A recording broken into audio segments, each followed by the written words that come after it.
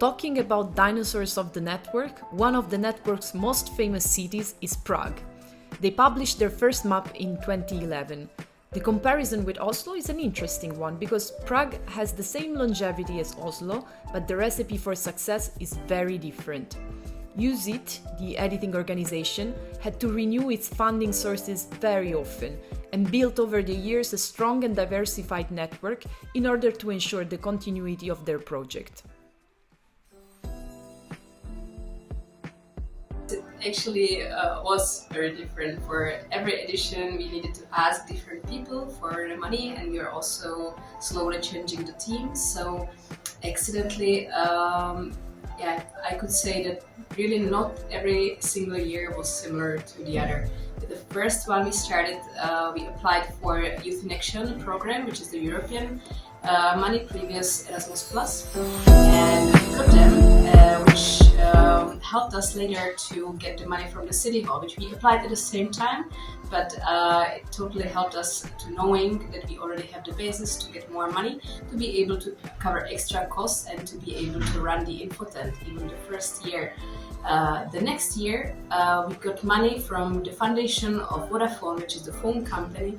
We got money from the City Hall again, and we got again money for this European project, but it was different chapter because that year we applied for the info center. We moved from the tent to the actual building, so we're starting that.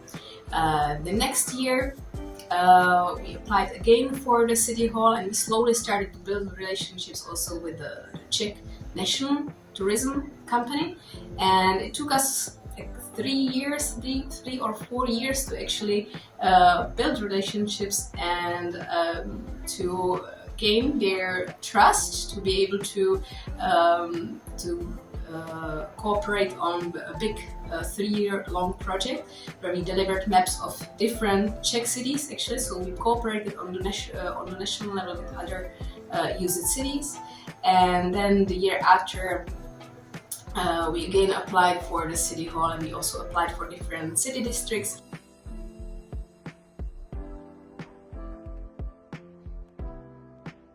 We started after 5 years. We were brave enough to start to ask our distributors, the hostels, for donations, and it brought a nice sustainable income.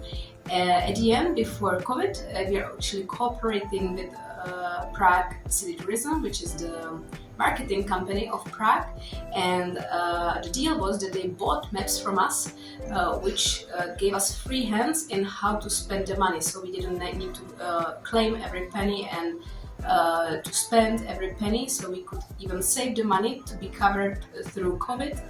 But to be honest, after COVID, it was very difficult. The relationships were broken, and to even issue our last map, it was pretty complicated to get the funding, and they didn't promise us anything for the future. But we don't give up, and if there is energy, we believe that we can still build to issue a new map in the future. So don't give up.